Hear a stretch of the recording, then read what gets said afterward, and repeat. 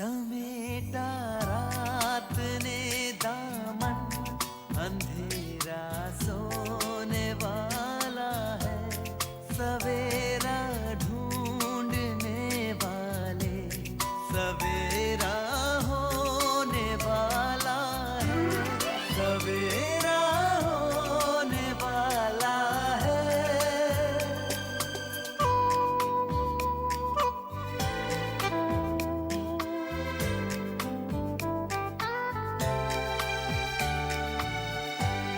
खुशी छलकाएंगी किरणें, खुशी बरसाएंगी किरणें, तेरे गम की सियाही को उजाला धोने वाला है, सवेरा होने वाला है, सवेरा।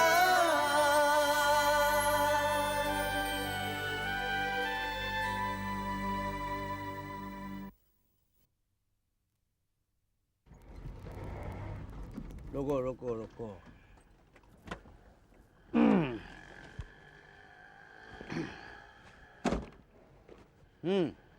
कितना हुआ? 35 रुपये। 35 रुपया। लो, साहब छुट्टा नहीं है।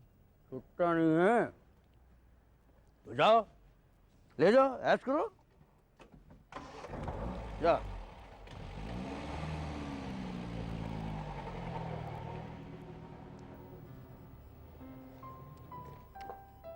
आदमी का टाइम भी ना क्या कुत्ती चीज है।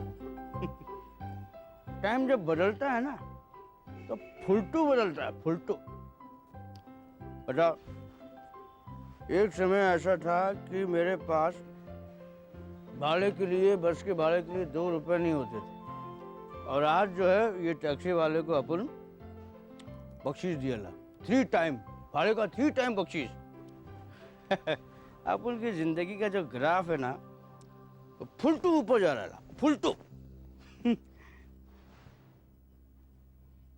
ए हीरो। अरे महबूब भाई आप?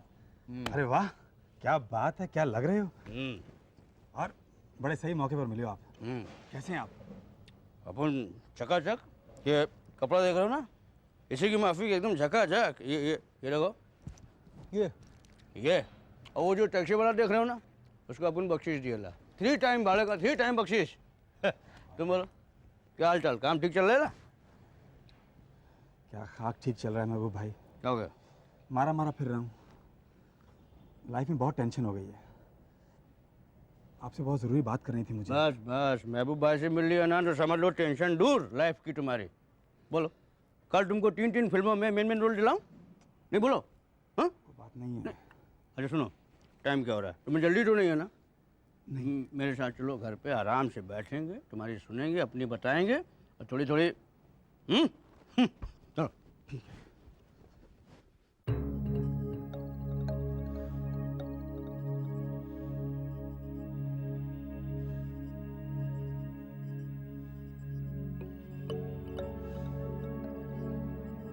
रुखसाना, रुखसाना। जी? देखो रुखसाना, अगर तुमने वो रुपए लिए हो तो, रुखसाना मेरे कहने का मकसद ये कि मैं बहुत परेशान हूँ, तुम मुझ पर रहम करो और मुझे वो रुपए दे दो प्लीज। मैंने कोई रुपये नहीं लिए, खुदा के वास्ते मुझ पर यकीन कीजिए। कमाल है, इस घर से 10 लाख रुपए चोरी हो गए, तुम्हारे शौहर की नींद हराम है, कैसी बीवी हो तुम। जब से रुपए चोरी हुए हैं तुम्हारे चेहरे पर परेशानी की एक शिकन नहीं है। क्या तुम्हें अपने शौहर की परेशानी से कोई सरोकार नहीं है? शौहर की परेशानियों से सरोकार उस बीवी को होता है अफजल साहब, जिसका शौहर उसके साथ मिल बांट कर रहता है, अपनी जिंदगी को उसके साथ बांटता है। माफ कीजिएगा, आप मुझसे किसी भी किस्म की हमदर्दी की उम्मीद ना रखिएगा। रुखसाना,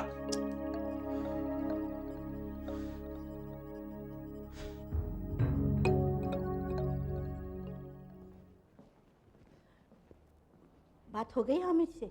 जी अम्मी। क्या कह रहा था? कह रहे थे कि 1-2 दिन में वो इंतज़ाम कर देंगे, जल्दी हम यहाँ से शिफ्ट हो जाएंगे। इस काम को अब जरा भी टालना मुनासिब नहीं होगा। जैसे वो फ्लैट की चाबियाँ दे देगा, हम वहाँ शिफ्ट हो जाएंगे। जी अम्मा।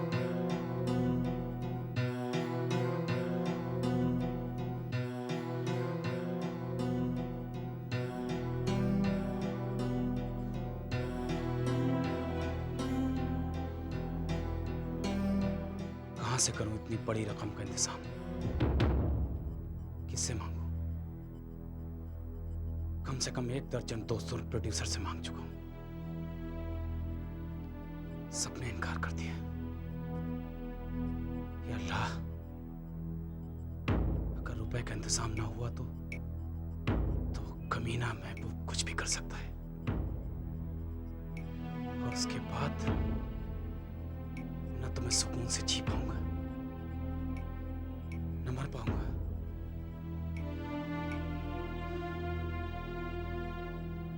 एक बार और कोशिश करता हूं।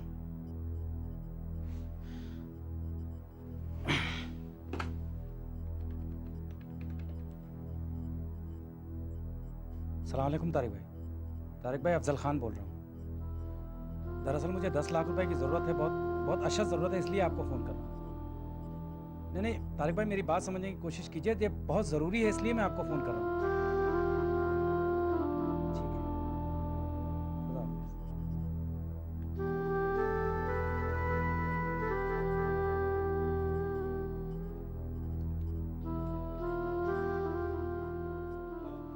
परवेज़ भाई अफजल खान बोल रहा हूँ।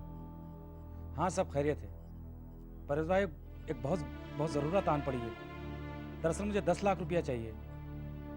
नहीं बहुत सख्त ज़रूरत है, इसलिए मैं आपको फ़ोन कर रहा हूँ। देखिए परवेज़ भाई, मेरी बात देख। खुदा हाफिज़।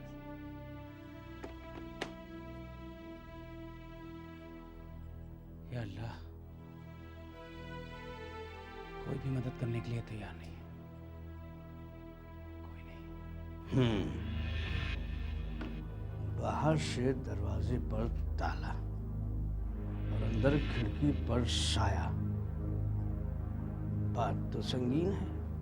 भाई साहब, मैं काफी देर से खिड़की पे दस्तक देता रहा हूँ, बाद में ना तो कोई साया नजर आया और ना ही किसी ने खिड़की खोली। मैं छोड़ो यार, छोड़ो, होगा कोई कम वक्त, हमें क्या यार। और फिर क्या परेशानी है तुम्हें यार, क्या परेशानी है बताओ। हाँ महबूब भाई,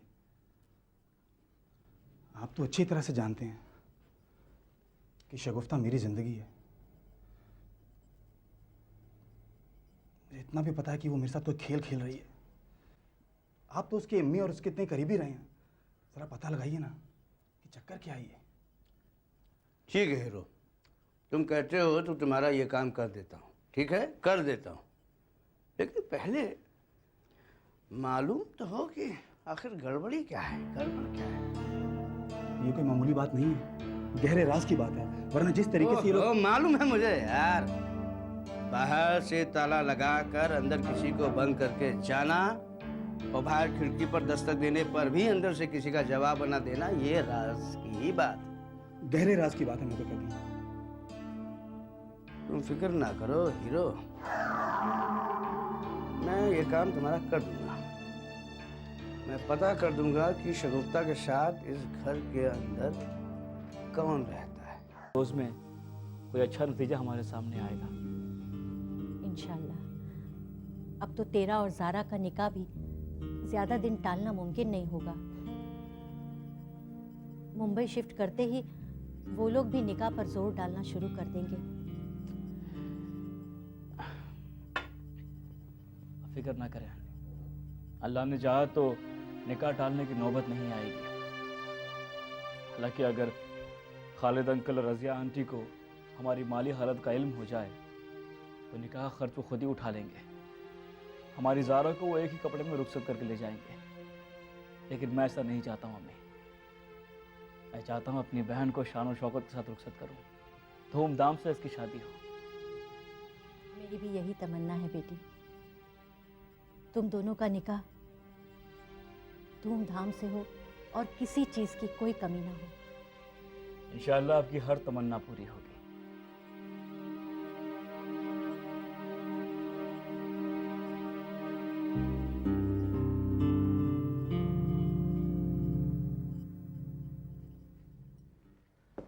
शाहीन, ढंग से खाना, वरना तुम्हारे अब्बू कहेंगे कि लड़की बहन के ससुराल से दुबली होकर आई है। इंसान की सेहत पर खाने पीने से ज्यादा घर के माहौल का फर्क पड़ता है। इंसान का खुश रहना बहुत जरूरी है। मैं यहाँ बहुत खुश हूँ, इसलिए मेरे दुबले होने का तो सवाल ही नहीं उठता। क्यों, है ना जीजू? बिल्कुल बिल्कुल बजा फरमाया आपने। अपनी बहन को मशवरा क्यों नहीं देती इस नुस्खे पर चलने का? इसे तो खुश रहना आता ही नहीं। आप जब तक इस घर में हैं, यहाँ कोई खुश रह ही नहीं सकता।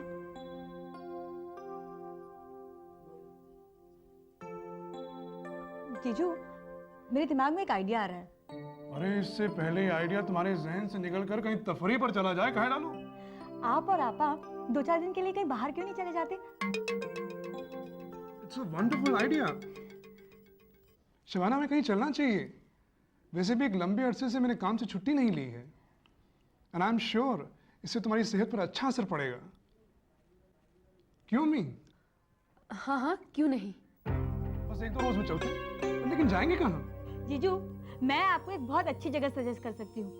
वैसे भी आपा की सेहत के हिसाब से उन्हें ज्यादा दूर ड्राइव करके जाना भी नहीं चाहिए, और ये जगह मुंबई से बहुत नजदीक भी है। बताओ, हो सकता है वो जगह हमने देखी हो। मुंबई पुणे हाईवे है ना, उस पर एक रिसोर्ट है, रीजेंसी रिसोर्ट। देखा है आपने?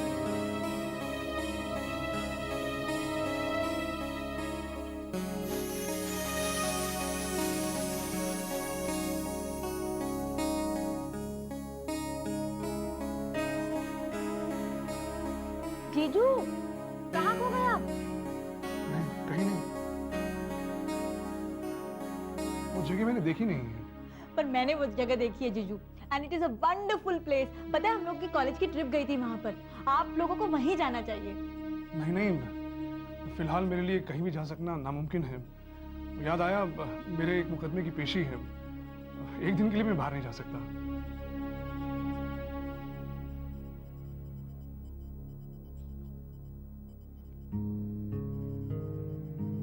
अम्मी, मैं मस्जिद जा रहा हूँ जुमे की नमाज पढ़ने। ठीक है बेटे। और वहाँ से फिर अब्बू के कब्र पे जाऊँगा फातिहा पढ़ने। खाना घर पर ही खाएंगे ना भाईजान? ओके अम्मी, खुदा हाफिज। फी अमानिल्लाह। खुदा हाफिज।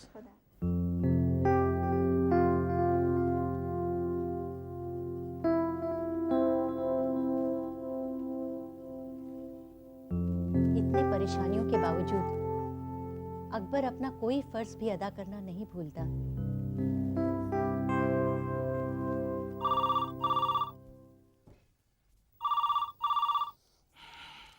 हेलो। सलाम वालेकुम हुजूर, नजीब। वालेकुम सलाम नजीब भाई। हुजूर, अकबर सिद्दीकी जिस ब्रोकर की मदद से फिल्म फाइनेंस हासिल करने की कोशिश कर रहा है, उसके लिए भी सारे रास्ते बंद कर दिए हमने। बहुत खूब नजीब भाई, बहुत खूब। हुजूर, ये अकबर की आखिरी कोशिश थी। अब उसके पास और कोई जरिया बाकी नहीं रहा। मतलब अब उसके टूटने का वक्त आ गया है। जी, हमारे लिए और कोई हुक्म? नजीब भाई, गौर से सुनो। अब तुम्हें मेरे लिए एक बहुत अहम काम करना है। फरमाइए हुजूर।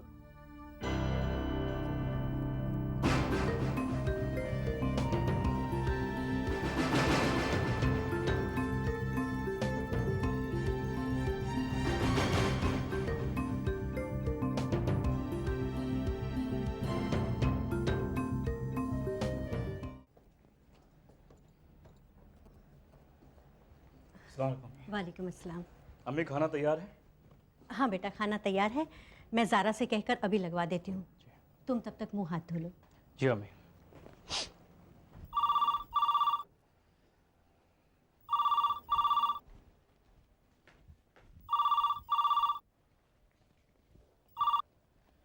हेलो, अकबर भाई से बात कर सकता हूँ? जी हाँ, बोल रहा हूँ। आप कौन? अकबर भाई, पंचोली बोल रहा हूँ। हाँ पंचोली जी, फरमाइए। कामयाबी मिली कि नहीं? अकबर भाई, यूँ समझ लीजिए, कामयाबी मिली भी और नहीं भी। क्या मतलब? इंडस्ट्री का कोई फाइनेंसर बाकी नहीं रहा होगा जिससे मैंने आपकी बात नहीं की। आप पर कोई हाथ रखने को राजी नहीं। आपका नाम सुनते ही सब इनकार कर देते हैं। मैं वजह जानता हूँ पंचोली। आप जानते हैं मतलब? खैर छोड़ो। अकबर साहब, मैंने आपके लिए बहुत भाग दौड़ की है। जब सब फाइनेंसरों ने मना कर दिया तो मैंने बड़ी मुश्किल से एक नई पार्टी के साथ चक्कर चलाया है। अच्छा, तो क्या वो फाइनेंस करने को राजी हैं? अकबर साहब, पार्टी फिल्मी नहीं है लेकिन बहुत मालदार है, इस लाइन में बिल्कुल नहीं है। मैंने बड़ी मुश्किल से उन्हें आपके लिए पटाया है। यानी वो मेरी फिल्म फाइनेंस करने को राजी हैं? अकबर साहब, मामला अभी 50-50 है। फाइनेंसर पहले आपसे मुलाकात करना चाहता है, उसके बाद ही वो फैसला करेगा। हाँ तो ठीक है पंचोली, मुलाकात करवा दो ना। देखो पंचोली, अगर ये काम हो गया ना तो मैं तुम्हारा जिंदगी भर एहसानमंद रहूंगा। विकी कुमार की डेट्स हाथ से नहीं जानी चाहिए। अकबर साहब, मैं भी यही चाहता हूँ कि आपका काम जल्द से जल्द बन जाए, तो मैं 1 घंटे के बाद की मीटिंग फिक्स कर लूँ? जी बेहतर Pancholi. Okay, thank you very much. या अल्लाह, ये काम बन जाए।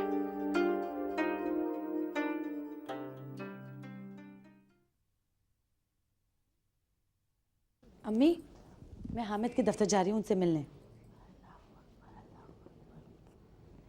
हाँ बेटी, कब तक वापस आओगी?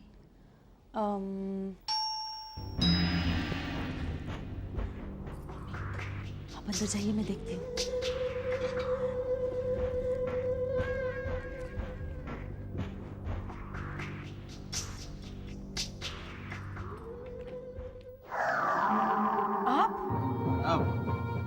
आदाब। आवाज है भाई, अंदर आने को नहीं कहोगी? आइए आइए।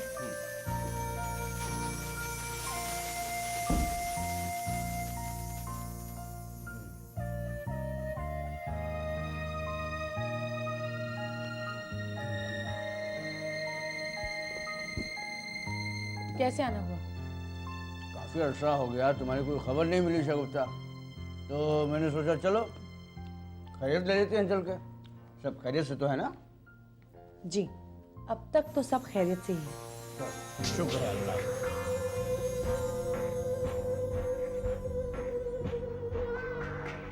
आपकी तारीफ? ये मेरी खाला है, गांव से इलाज के लिए आई है। अच्छा अच्छा अच्छा। आदाब। इस नाचीज को महबूब कहते हैं। कब आना हुआ आपका? अब खाला कई दिनों से यहाँ पर आई हुई हैं। चलो चलो, अच्छा हुआ। इनके आने से तुम्हारी तन्हाई में कुछ कमी हो गई होगी। कहीं जा रही थी? हाँ, एक्चुअली मुझे खाला को डॉक्टर के पास लेके जाना था, हम ज़रा जल्दी में हैं। क्या क्या बीमारी क्या है खाला को? कई बीमारियां हैं इनको। ये बोलती क्यों नहीं? नहीं नहीं, ऐसी बात नहीं है, वो ज़रा अजनबियों से बहुत शर्माती हैं।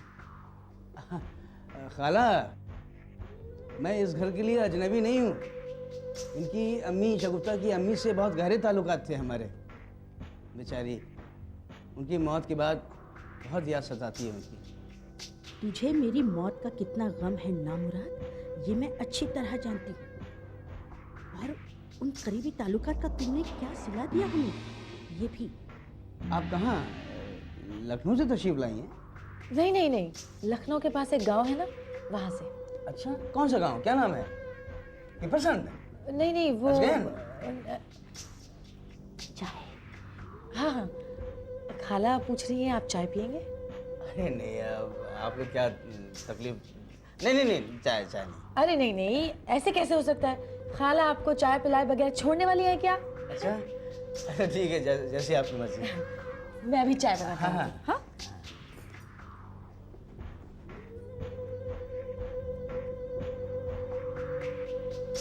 ये खाला हैं या गड़बड़ घोटाला? न चेहरे से नकाब उठाती हैं, न मुंह से जबान हिलाती हैं। कुछ तो गड़बड़ है भाई। इस मरदूत के इरादे भी ठीक नहीं लग रहे। मम्मी बिल्कुल ठीक कह रही हैं आप। यकायक किसके यहाँ आने का मकसद मुझे भी समझ में नहीं आया। अरे ये कुत्ता भी यहाँ तक कुछ न कुछ सुनते आया है। मेरे बारे में कितनी दिलचस्पी से पूछ रहा है। हाँ, कुरेद कुरेद कर पूछ रहा है। तू जल्दी से रफा दफा कर दे इसे यहाँ से। इसका एक ही अच्छा तरीका है, अपना शक उस पर जाहिर कर, उससे पूछ कि लॉकर में उसे क्या मिला।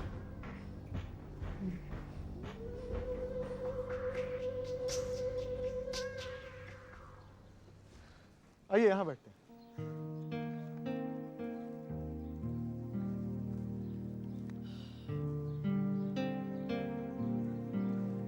हमारा फाइनेंशियल अभी तक नहीं आया है। आते ही होंगे, और फिर ये बड़े लोग वक्त पर कहीं पहुंचना अपनी शान के खिलाफ समझते हैं।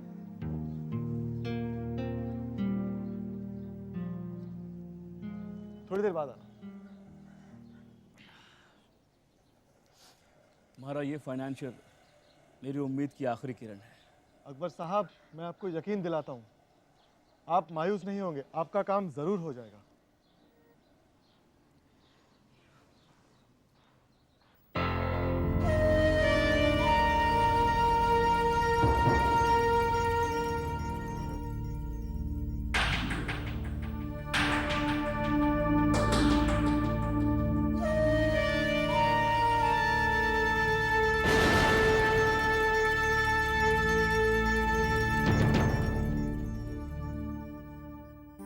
समय